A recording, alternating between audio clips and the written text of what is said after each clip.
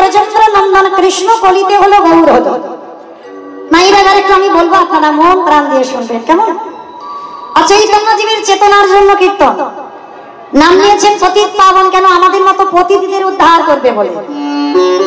তাহলে আজকের এই নবদ্বীপের মাটিতে দাঁড়িয়ে সেই শান্তিপুরের বুড়ো মালির ডাকে যে কৃষ্ণ গৌর হলো, তাহলে মামা আমাদের জানতে হবে যে মানুষটার ডাকে কৃষ্ণ গৌর হয়ে এলো, ব্রজধাম ত্যাগ করে গেল, আজকে রাজ ঐশ্বর্য রাজ সুখ ত্যাগ করে হাতের বাঁশি ফেলে মাথার চূড়া ফেলে দিয়ে কাঙাল হয়ে নবদ্বীপের মাটিতে এসেছে। তাহলে তিনি কে? না অদ্বৈত আচার্য গোসাই। তাহলে বাবা আজকে আমরা জানবো যে মানুষটার ডাকে কৃষ্ণ গৌর হলো, তার কতটা পাওয়ার বা ক্ষমতা ছিল, কতটা ক্ষমতা ছিল, যার জন্য তো 12 বছর তুলসী ভাসি আমার কৃষ্ণকে আনলো ডেকে। তাহলে যে মানুষটার মধ্যে এতটাই ক্ষমতা ছিল, সে কে ছিল জানো? যার একটা নাম হচ্ছে বাবা মৃত্যুঞ্জয়। বাবা মৃত্যুঞ্জয় কোন ঠাকুরকে বলে? ভোলানাথ। বাহ, শিব ঠাকুরের একটা নাম হচ্ছে মৃত্যুঞ্জয়। কেন? সত্য ত্রেতা দাপর এই 3 যুগে আমার বাবার মৃত্যু হয়নি, একই বাবা ভোলানাথ হয়েছিল। আর ওই বাবা ভোলানাথ কলিকালের মাটিতে হয়েছে অদ্বৈত আচার্য গোসাই। কিন্তু আমাদের জানার বিষয় না, সত্যতে যে শিব হলো, ত্রেতাতে যে শিব হলো, দাপরে যে শিব হলো, কলিতে হলো না কেন? হলে কি অসুবিধা হতো? মানে না অসুবিধা হতো না, তাহলে হচ্ছে না কেন? একটাই মাত্র কারণ বাবা। কারণটা কি জানো? যেমন মানুষ আমরা অপরাধ করি, দেব দেবী এরা কি অপরাধ করে না? করে। সামান্য একটা অপরাধের জন্য বাবা কলিযুগে শিব হচ্ছে না। যতই আপনারা আমরা বাবার মাথায় জল দিই না কেন, যত শিব চতুর্দশী করো না কেন, আর যত শ্রাবণ মাসে বাবার মাথায় জল দাও না কেন, বাবা কিন্তু কলিযুগে শিব রূপটা ধরে আসেন। এসেছে অদ্বৈত আচার্য। কেন? এই কেন কথা জানতে গেলে বাবা আমাদের সবাইকে যেতে হবে একটু মহাভারত। কারণ ঘটনাটা তো মহাভারতেই ঘটেছিল। সামান্য একটা অপরাধ করে ফেলেছিল পরম বৈষ্ণব বাবা ভোলানাথ। তো অপরাধটা করেছিল কবে জানো? যেদিন বাবা মহাভারতে যুধিষ্ঠির মহারাজ রাজস্বাই যজ্ঞ করেছিল। এই রাজস্বাই যজ্ঞে ভগবান কৃষ্ণ সবাইকে দায়িত্ব দিয়েছিল, সবাইকে। আর যুধিষ্ঠির দাদা বলেছিল, কৃষ্ণ কৃষ্ণ তুমি তো সবাইকে দায়িত্ব দিচ্ছ, কৃষ্ণ তুমি নিজে কোনো দায়িত্ব নেবে না? ভগবান আমার একটু মুচকি হেসে বলেছিল, জানো দাদা, আমি তো সবাইকে একটা করে কাজ দিয়েছি, কিন্তু আমি আমার বেলা আলাদা করে 2টো দায়িত্ব ফেলে রেখেছি। সে কি? সবাইকে একটা করে কাজ, আর তুমি তোমার নিজের বেলা তুমি 2টো দায়িত্ব নিয়েছো। কৃষ্ণ তাহলে তুমি কি কি দায়িত্ব পালন করবে একবার বলো তো দেখি। বলে, জানো দাদা, আমার প্রথম কাজ হবে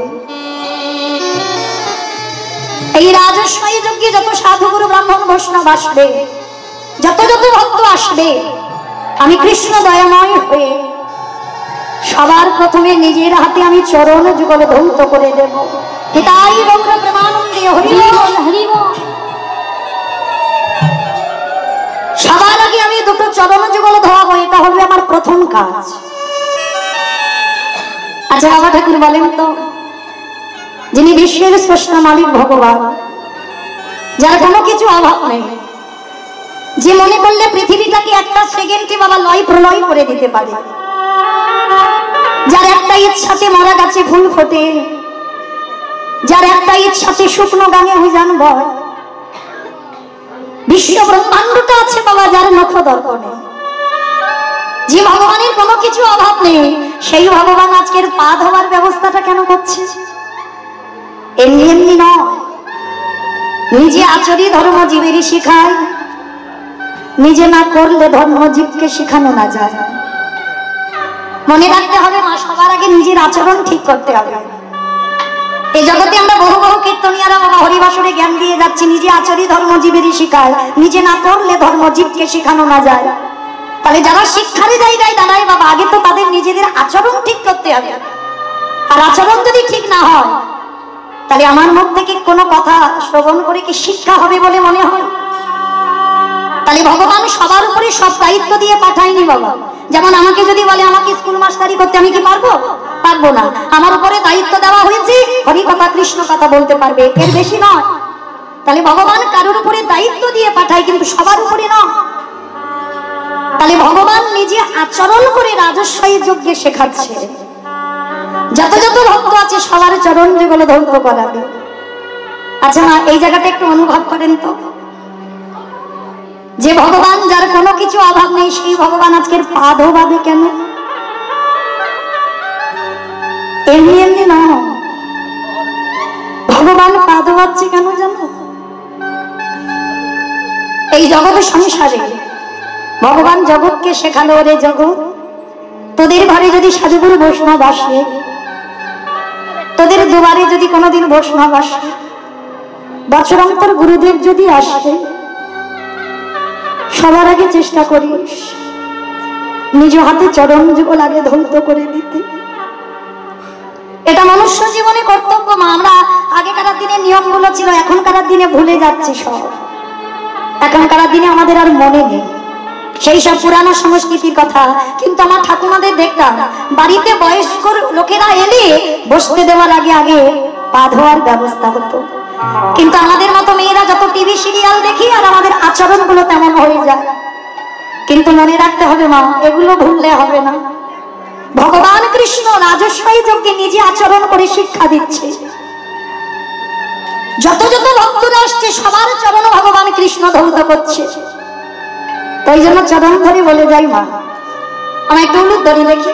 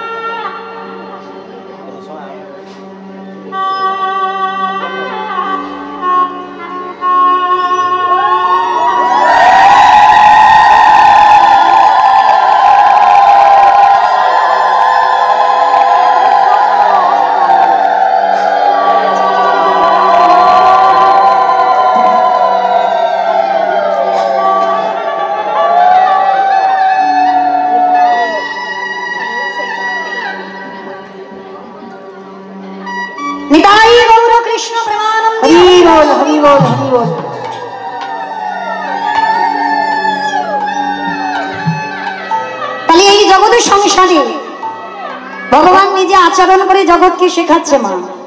তাই প্রত্যেকটা মনুষ্য জীবনে কর্তব্য, বাড়িতে যদি গুরুজন আসে সবার আগে পা ধোবার ব্যবস্থা করতে হবে।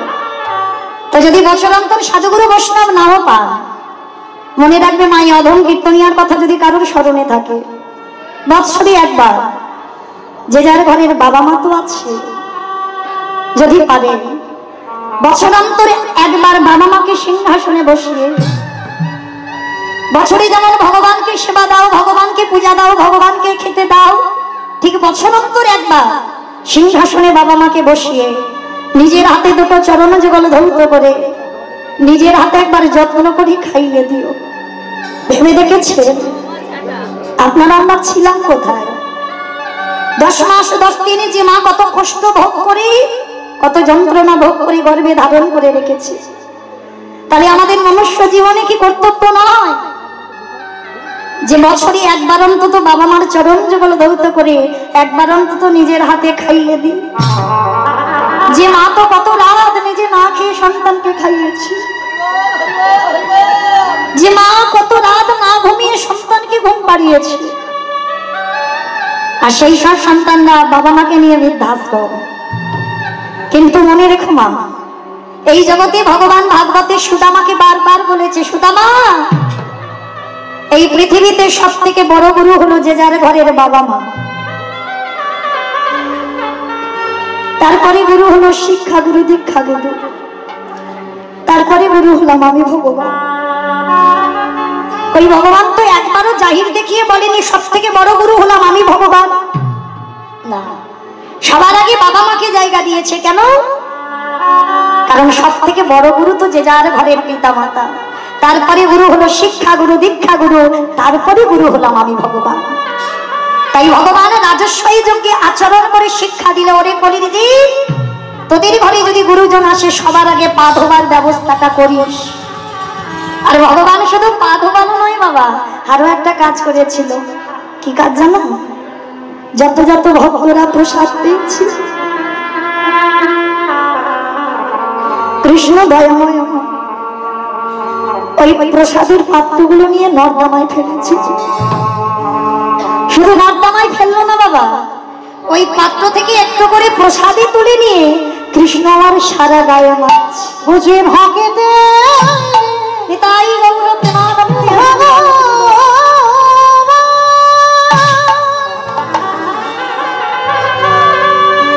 বুঝে ভকেতে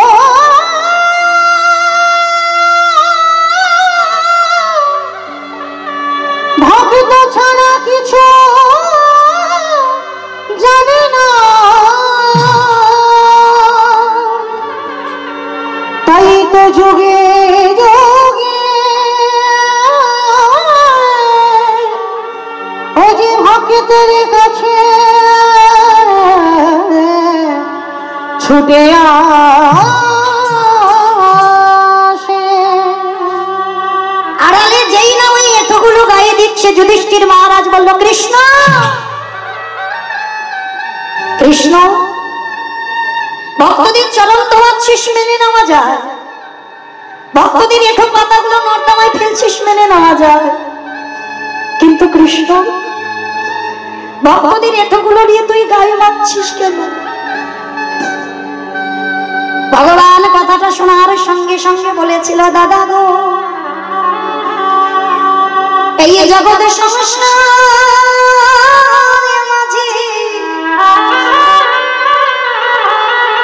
সবাই অপরাধ করে, সবারই বিচার আমি ভগবান করি, সবাই তো পাপ করে। কিন্তু জানো দাদা, এই জগতে আমি হলাম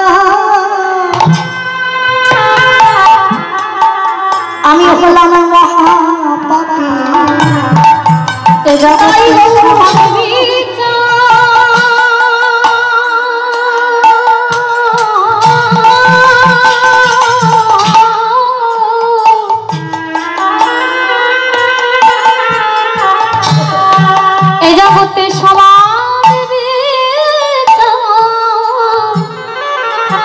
বিচার করে বটে,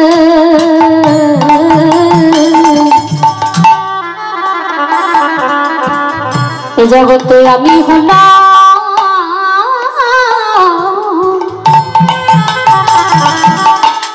মহাপাপী।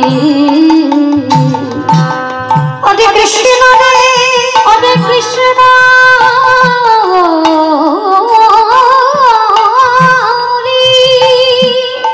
এই জগতে তুই নিজেকে মহাপাপী বলিস না। বলে দাদা, বলতে হবে না, জগতে যারা জানে ঠিক জানে, সবাই তো পাপ করে, সবার বিচার আমি কৃষ্ণ করি। কিন্তু বাবা, যে বিচারের জায়গায় বসে সে বিচারক যদি ভুল করে, তাহলে তার বিচার করবে কে? ভগবান বলে, আমার বিচারে কারোরে করতে লাগে না, আমার বিচার আমি নিজে নিজে করে দিই। কৃষ্ণ, তা তুই যে নিজেকে বলছিস মহাপাপী, কি এমন পাপ করেছিস? বলে, জানো দাদা, পাপটা তো আমি দাপর যুগে কৃষ্ণ অবতারই করিনি, করেছিলাম কবে জানো? ত্রেতা যুগে রঘুপতি রামচন্দ্রের অবতারে। রাম অবতারে পাপ করেছিস, কি পাপ? বলে, দাদা গো, আমি জেনে শুনি একটা মণিপুত্রকে হত্যা করলাম। মণিপুত্র সেটাকে? বলে, বিশ্বের সবার মণির ছেলে, যার নাম ছিল রাবণ। রাবণকে আমি নিজের হাতে হত্যা করেছি, আর সেই রাবণকে মেরে অকাল বোধন দুর্গা পূজা করি, যে রাবণ নিধন হলো, আর তাতে আমি রামচন্দ্র আমার মাথা থেকে পায়ের নখ পর্যন্ত পাপী হয়ে যায়। যুধিষ্ঠির মহারাজ খিলখিল করে হেসে উঠেছে, কৃষ্ণ তুই তো হাসির কথা শোনালি, রাবণের মতো ব্যক্তিকে মারলে পাপ হবে। বলে, দাদা গো, এই জগতে সবাই মানুষের বাইরে দেখে বিচার করে। কিংবা দেখবেন কোন কোন ব্যক্তির বাইরেটা খুব কঠিন হয়, মানে এতটা কঠিন দেখলে মনে হবে লোকটা মোটে ভালো নয়, কিন্তু যতদিন না তুমি তার সঙ্গে মেলামেশা করবে ততদিন তুমি বুঝতে পারবে না মানুষটার মনটা কেমন। রাবণকে সবাই বলে খারাপ, কেন ভগবানের বউ চুরি করে আনলো? কিন্তু না, এই যে বউটা চুরি করে এনেছিল কেন জানো? নারী তো শুধু ভোগের না। কেউ যদি মনে করে নারী ভোগের, তার কাছে সারা জীবন ভোগের হয়। অসুরীদের অত্যাচারে দেবতারা স্বর্গ ছাড়ে। সেদিনে যদি দশভুজা নারী 10 হাতে যদি অসুর ধ্বংসনা করত, তাহলে দেবতারা যেত কোথায়? তাহলে নারী সাধনার, নারী ভজনের, নারী আরাধনা যে যেমন ভাবে নেবে তার কাছে তেমন। দেখেন চণ্ডী ঠাকুর রামের চরণ ভজন করে পেল কৃষ্ণ চরণ, বিল্লমঙ্গলা চিন্তামণির চরণ ভজন করে পেয়ে গেল গোবিন্দ চরণ। জয়দেব গোস্বামী মা পদ্মাবতীর চরণ সেবা করে পেল গোবিন্দ চরণ। তাহলে নারী সাধনার যে যেমন ভাবে নেবে, ঠিক সেই রকম রাবণ সীতামাকে চুরি করেছিল। কেন? ভোগ করার জন্য নয়। তাহলে নিল কেন? না, একটাই কারণ ছিল, ওই মায়ের চরণ সাধনা করবে।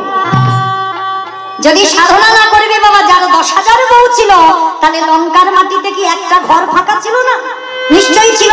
সীতামাকে নিয়ে রেখেছিল কোথায়?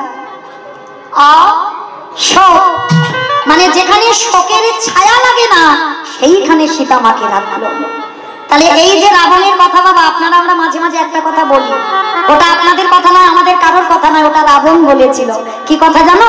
তুই হলি আমার ঘর শত্রু বিভীষণ। কি মা বলি না মাঝে মাঝে? যদি আমার ঘরের গল্প কারোর কাছে কেউ বলে দেয়, আমরা রাগের মাথায় বলে দিই, তুই হলি ঘর শত্রু বিভীষণ। আমার খাবি আর আমার পড়বি, আর আমার ঘরের গল্পগুলো তুই বাইরে বলে বলে বাড়াবি। এই যে ঘর শত্রু বিভীষণ রাবণ বলেছিল কবে জানো? যেদিন লঙ্কাতে ঘোষণা হয়েছিল মা রাম নাম করা চলবে না, আর যারা যারা রাম নাম করবে তাদের নাকি মৃত্যুদণ্ড দেওয়া হবে। আর সেই খবরটা পেয়ে বাবা লঙ্কাতে সবাই চুপচাপ, কেউ রামের নাম করে না, আর যদি বা করে সম্মানের ভিতরে। কিন্তু মনে রেখো মা, প্রদীপের তলায় অন্ধকার। প্রদীপের তলায় অন্ধকার না, দেখবে অন্ধকার ঘরে প্রদীপটা জ্বালিয়ে দেবে, তেল দেবে, সলতে দেবে, প্রদীপটা জ্বলছে, ঘরটা সব আলো হয়ে গেল, আর ওর তলার দিকে তাকিয়ে দেখবে অন্ধকার। যে রাবণ ঘোষণা করলো রাম নাম করা যাবে না, আজকে সেই লঙ্কাতে রাতের অন্ধকারে বিভীষণ জানালা দরজা বন্ধ করে হারাম হারাম বলে কাঁদে।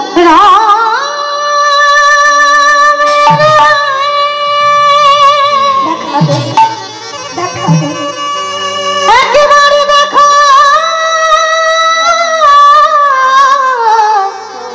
দেখা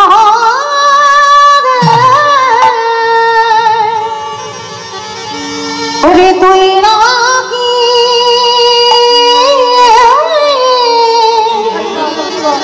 করুণা।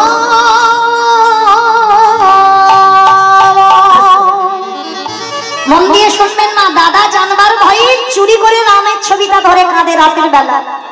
কিন্তু দিয়ালেরও কান আছে।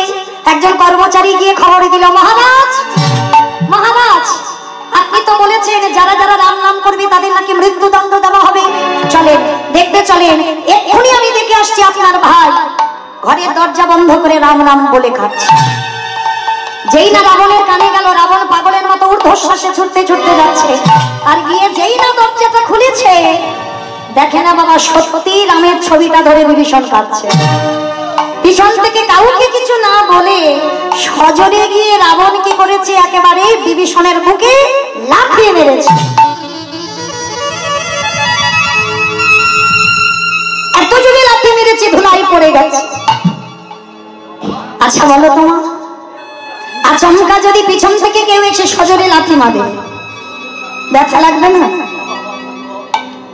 আচ্ছা এই সমাজে যদি বড় দাদা ছোট ভাইকে ধরে মারে, বড় দাদা যদি ছোট ভাই কোনো অন্যায় করেনি, কোনো অপরাধ করেনি, হঠাৎ যদি কোনো দাদা মারে, ছোট ভাই ছেড়ে দেবে বাবা? উল্টে চর্চাকর বসিয়ে দেবে না?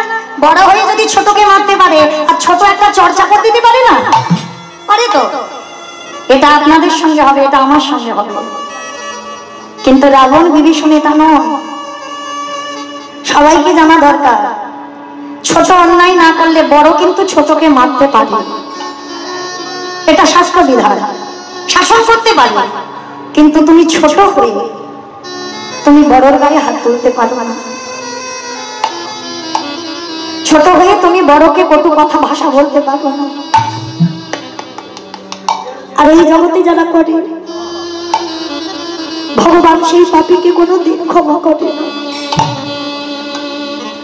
আজকের বিভীষণকে যখনই লাথি মারলো, উল্টে মারা তো দূরের কথা, হামাগুড়ি দিয়ে উঠে রাবণের দুটো চরণ ধরেছে। দাদা, এই যে আমার কঠিন বুকে তুমি লাথি মারলে, তোমার দুটো চরণে ব্যথা করছে না? দাদা গো,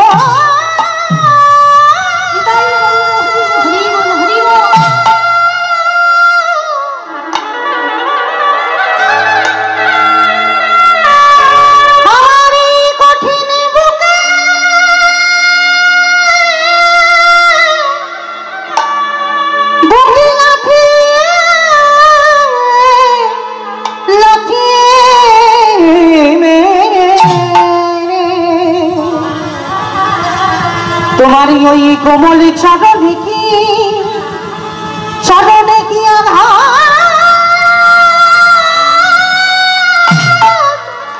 লাগে।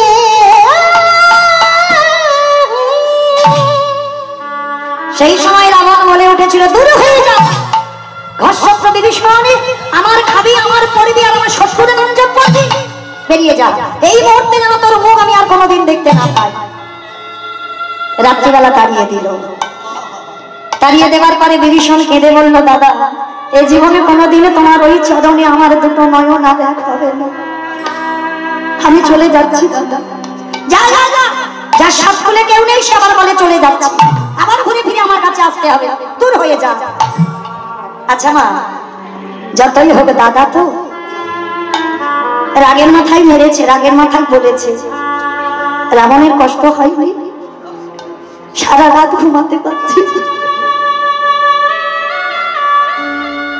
শুধু মনে মনে ভাবছে ভাইটাকে মারলাম, ভাইটা না জানি কোথায় চলে গেল। সারা রাত ঘুমাচ্ছে না। আর ভোর না হতে হতে রাবণ তো খুব ভালো করে জানে ও আমার লাঠি খেয়ে কত দূর যাবে। ভোর না হতে হতে একেবারে সরাসরি চলে গেছে রামচন্দ্রের কাছে। ভাই ভাই, কোথায় আছিস? বেরিয়ে আয়, আমি তো দাদাই এসেছি। যেই না ডাকছে লক্ষণ বেরিয়ে এসে বলছে, তোমার লজ্জা করে না? কালকের ভাইয়ের ওই রকম বুকে লাথি মেরে আর আজকে তার পা ধরে ক্ষমা চাইবে বলে এসেছো? রাবণের তো বিশাল বড় চেহারা, কোমরে হাত দিয়ে বলে উঠলেন, তুই কি মনে করেছিস কালকের লাথি মেরে আর আজকের পা ধরে ক্ষমা চাইতে এসেছিস? ভুল ভাবলি। ওরে, আমি দেখতে এলাম কালকে যে লাঠিটা খেলো, লাঠিটা খেয়ে ঠিক ঠিক জায়গায় এলো কি ওইটা দেখবো বলে তো আমি ছুটে এসেছি। রাম এসে বলছে, রাবণ, এইরকম কেউ ভাইকে লাথি মারে? তুমি জানো ওর কত ব্যথা লেগেছে, কেন এইরকম লাঠিটা মারলে? ওরে রাবণ বলছে রামকে, এই জগতে সবাই জানে আমি আমার ভাইকে লাথি মেরেছি, কিন্তু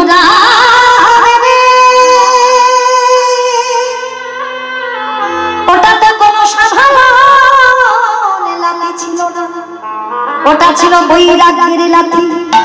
কত রাতে, কতদিন, কত মাসে, কতদিন ধরে আমার ভাই কেঁদেছে।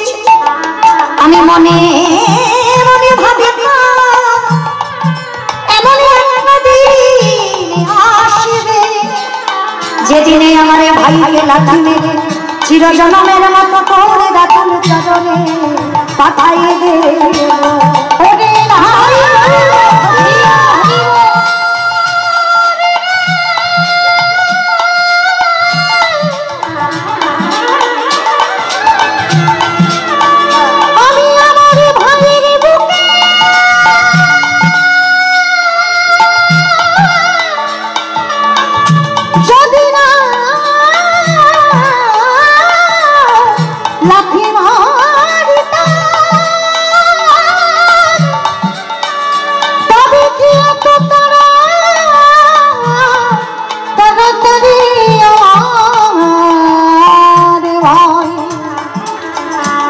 ভাই তোর চরণে চরণে আসিলে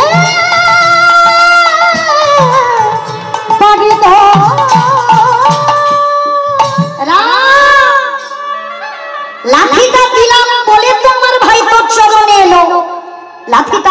দিতাম আমার ভাই কি এত তাড়াতাড়ি আসতো? রাবণ বলছে না, সবাই দেখলো আমি লাঠি মেরেছি, কিন্তু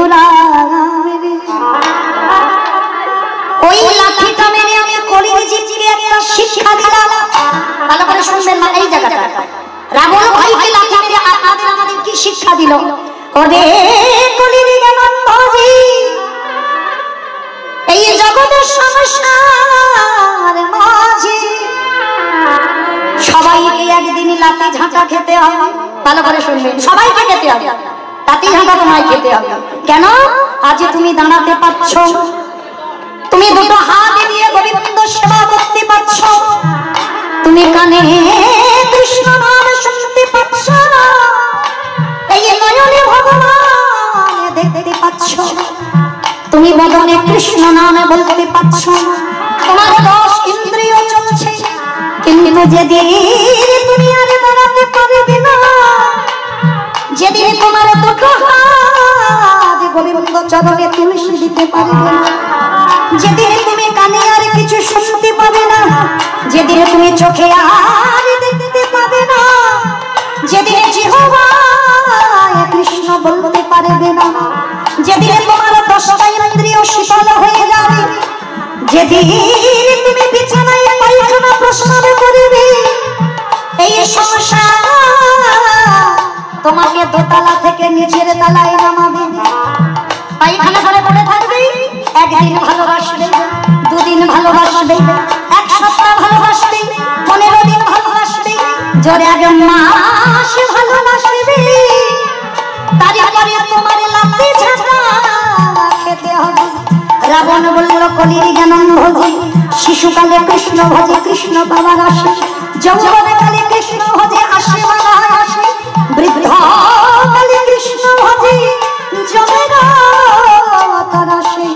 সময় থাকতে থাকতে যারা ওই ফোঁটা ফুলে গোবিন্দ চরণে দিতে জানে, যারা যৌবনকালে সেবা দিতে জানে, তাদের সংসার আরে লাঠি ঝাঁটা দেয় না, অনায়াসে তাদের গোবিন্দ চরণ প্রাপ্তি হয়ে যায়। ওহে কলি হরি বল হরি বল।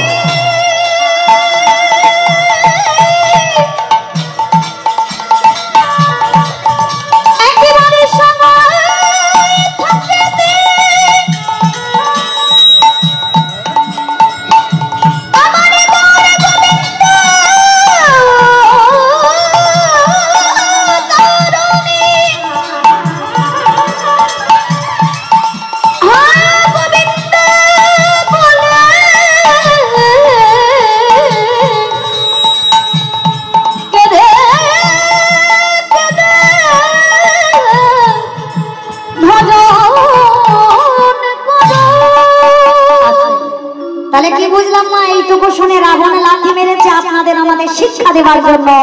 আমরা লাঠি খাওয়ার আগে ধরতে হবে তার চরণ, যারা ধরতে পারবে অনায়াসে তারা গোবিন্দ কৃপা পাবে। আর সংসারে ওই বিভীষণকে লাঠি মারলো, তারপরে তো রামচন্দ্রের চরণে গেল।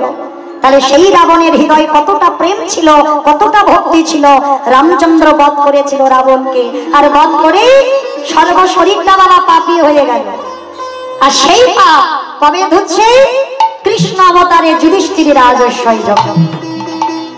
আমাইরা যেখানে ছিলাম আবার সেখানে এলাম তো, মনে পড়ছে? তাহলে যুধিষ্ঠির যোগ এলো। এইটুকু শুনে কি শিখলাম? মানুষ মাত্র অপরাধ করব, ভুল করব, অন্যায় করব, পাপ ফেললেই পাপ। তাহলে যারা আমরা অপরাধ করব, সাধুগুরু বৈষ্ণব সেবা দাও। সেবা যদি না পারো তাদের এঁঠো পাতাগুলো পরিষ্কার করো। তাও যদি না পারো বৈষ্ণবদের একটু প্রসাদী গায়ে মেখে নাও। আর যদি নিতে পেরেছ, কোটি কোটি জন্মের অপরাধ থেকে মুক্তি পাবো পাবো পাবো। এইবার ভগবান কৃষ্ণ রাজস্বই যজ্ঞের দরজায় দাঁড়িয়েছে। যেমন দেখেন আমার বাবা এই যে একটা গেট তৈরি করেছে, ওই জায়গাতে দাঁড়িয়েছে ভগবান কৃষ্ণ। মানে অন্য কোনো জায়গা থেকে একটা ঢুকতে পারবে না, মানে সব বন্ধ করা আছে। এইবার ভগবান দাঁড়িয়ে অগ্নিদেব, পবনদেব, বরুণদেব, ইন্দ্র, ইন্দ্রাণী, ব্রহ্মা, সাবিত্রী, শিব, দুর্গা সব পরপর লাইন দিয়ে আছে। আর কৃষ্ণ প্রত্যেকের পা ধোয় আর যজ্ঞের ভিতরে ঢোকা।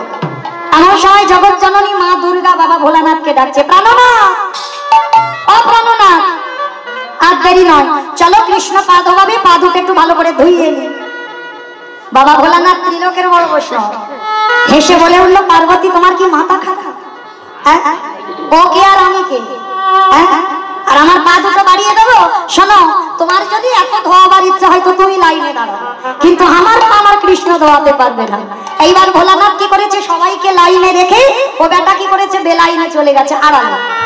আর আড়ালে গিয়ে মনে মনে চিন্তা করছে, বাবা কি করে কৃষ্ণের চোখে ধুলো দিয়ে যজ্ঞে ঢুকবো? আমার সম্ভব? মানুষ মানুষকে ঠকাতে পারে, মানুষ মানুষের সঙ্গে চালাকি হয়, কিন্তু আমার ওই ছেলেটার সঙ্গে চালাকি চলবে? সেই গৌতম মনের স্ত্রী অহল্যা সতীত্ব নাশ করেছিল কে? দেবরাজ ইন্দ্র।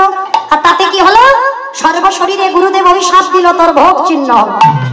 আর কান্নাকাটি করার পরে আশীর্বাদ হলো কি, সহস্র চোখ, মানে 1000 চোখ হবে।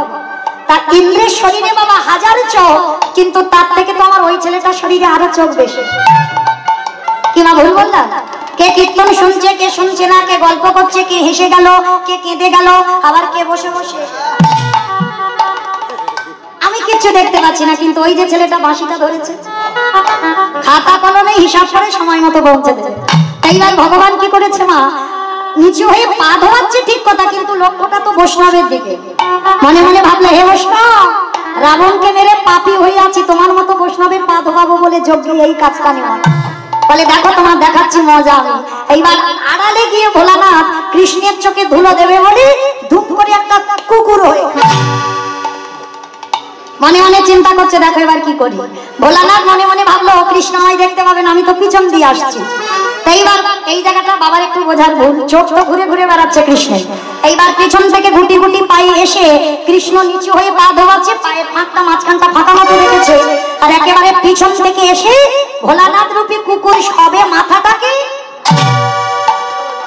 আর যেই না মাথাটা দেওয়া, কৃষ্ণ আমার দুটো হাঁটু নিয়ে কুকুরের কানের কাছে চেপে। এইবার দেখ কেমন লাগে।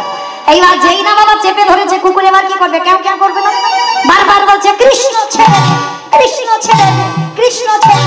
বলে ছাড়বো বলে ধরি নাই। হে বৈষ্ণব গোসাই, হে বৈষ্ণব গোসাই, তোমার মতো বৈষ্ণবের দুটো চরণ ধোয়ালে বোধহয় আমার কম হতো। ওই জন্য কৃপা করে করুণা করে তুমি আমার জন্য আরো এক্সট্রা দুটো জুড়ে দিয়েছো। আমার বুঝতে পেরেছো? শিব ঠাকুরের কটা পা? দুটো পা। আর কুকুরের কটা পা? চারটে।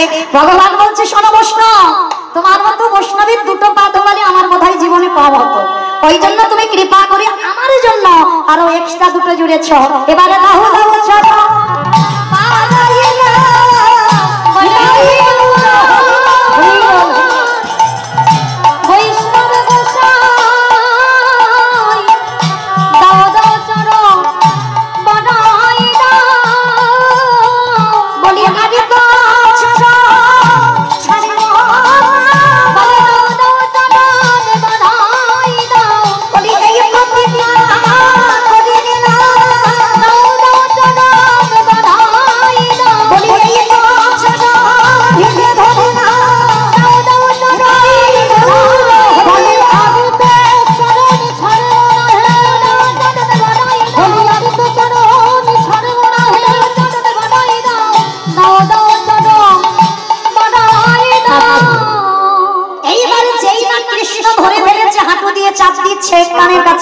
কুকুরের রূপে ভোলানাথ বলছে কৃষ্ণ ছেড়ে দে। আমি কান বলছি, নাক বলছি, জীবনে আর ভুল করবো না, আজকের মতো চুপ, একটা কথা হবে না, খালি দেখে যাও আমি কি করি। মোটা দড়ি নিয়ে কুকুরটাকে আষ্টে পিষ্টে বেঁধেছে, কিন্তু বাঁধলে কি হবে, কুকুরের চারটে পা তো শুধু ছটছট করছে। ভগবান বলে এবার পায়ের ব্যবস্থা করতে হবে। মোটা দড়ি নিয়ে কুকুরের চারটে পা এক জায়গা বেঁধে দিয়েছে, আর যেই চারটে পা বেঁধে দিল আর কি কুকুর কিছু করতে পারবে না, শুধু নয়নে জলে ধুলাই গড়াগড়ি যায়। আমি বলে কৃষ্ণ রে, ওরে কৃষ্ণ রে,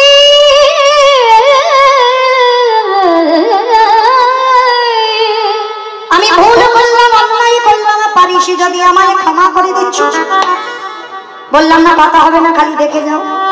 সবার পা ধোয়াচ্ছে বাবা ঘটিতে করে জল দিয়ে। আর কুকুরের বেলা কি করেছে জানো কৃষ্ণ? কুকুরের চারটে চরণে বেঁধে দিয়ে খালি বিলি নদী নালা পুকুরে ঘাটের জলে কৃষ্ণ দয়াময় আমার কুকুরের চাচাটে চরণ হৃদয়ে ধরে। বৈষ্ণবকে ভগবান কোন জায়গায় রেখেছে দেখে। আর আমাদের মতো সাধারণ মানুষ না সেই বৈষ্ণবদের পিছনে খুব ধরে ধরে বেড়ায়। নিজেরা পারবে না আচরণ করতে, কিন্তু বলতে ছাড়বে না। আজ ভগবান বৈষ্ণবকে কোন জায়গায় রাখছে দেখো। দয়াময় আমার চোখের জল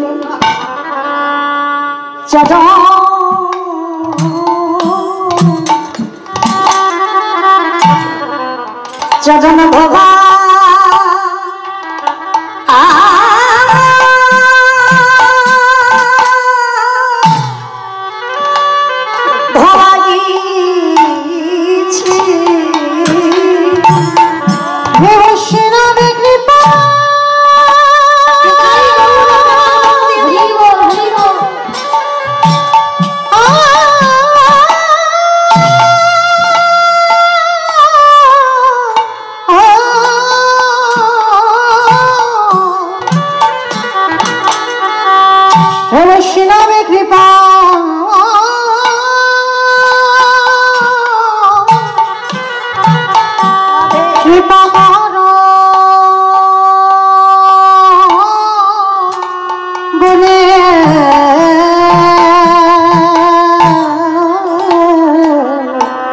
চোখের জলে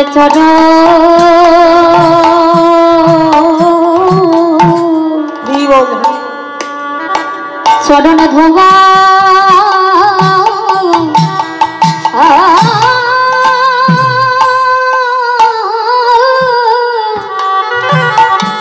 ধোয়াইছে হরে কৃষ্ণ হরে কৃষ্ণ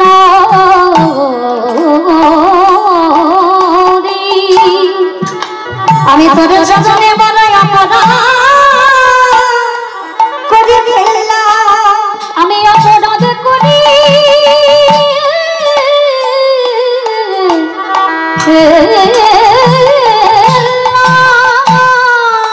ভগবান বললেন ভোলা না, ভোলা না,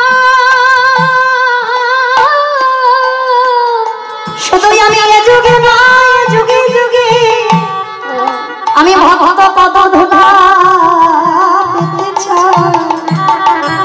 সবাই আমার পদ ধুলা নেয়, কিন্তু আমি ভগবান হই ভক্ত পদ ধুলা অঙ্গে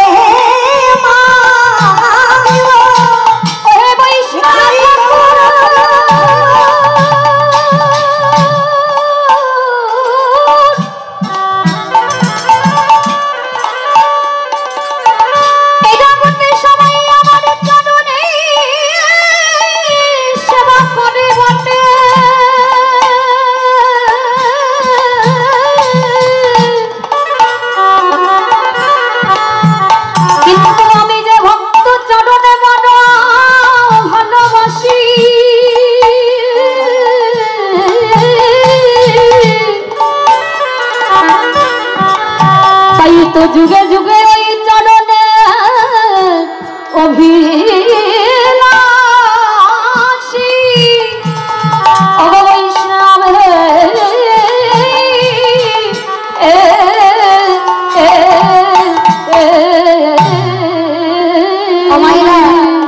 সব খেলার হার জিত আছে, কিন্তু এই হরিনামের খেলায় কোনো হার জিত নেই। বলি সবাই যেতে, বলে সবাই যেতে এই হরিনামে খেলাতে, বলে সবাই যেতে। শুধু হরিনামে যেতে নয়, আরো কি করে জানো? আজ পিতা ধরে পুত্রের মা এই হরিনাম নেতে, বলি পিতা ধরে পুত্রের পায় এই হরিনাম নেতে।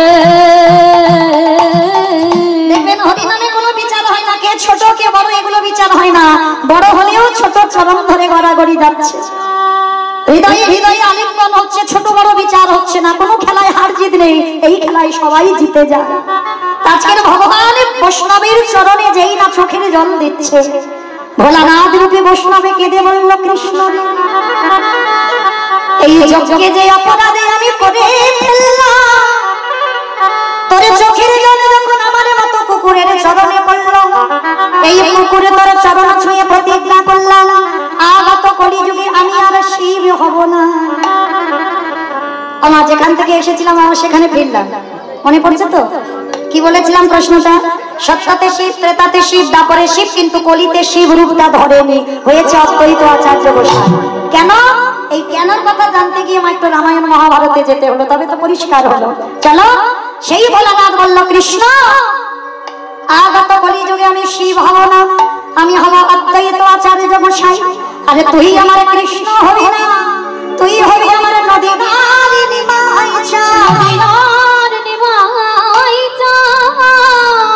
কৃষ্ণ রে,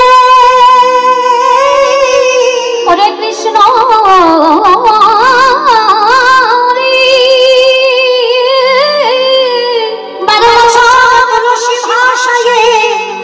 আমি বৃন্দাবন থেকে তোকে নদিয়ায় নামাবো, কথা দে কারোর ডাকে তুই আসবি না, আমার ডাকে আসবি। আসন সেদিন আমি তোর থেকে 52 বছর আগে এসে মাটি পরিষ্কার করব, যেখানে তুই অবতীর্ণ হবি। আরে যেদিনে তুই আবির্ভূত হবি আমি শান্তিপুর থেকে তোর সঙ্গে দেখা করতে যাব। আরে যেদিনে তুই আর আমি দুজনে মুখোমুখি হব, এই রাজস্বাই যজ্ঞে যেমন তোর চোখের জল আমার চরণে পড়ল, আমি তোর কাছে ঋণী হয়ে গেলাম। সেই দিন আমি ঋণ শোধ করব, যেদিন কলিযুগে হব অদ্বৈত আচার্য, তুই যেদিন আমার নিমাই হবি, যেদিন আমরা মুখোমুখি দুজনে দাঁড়াবো। ওরে এমনি করে চাচা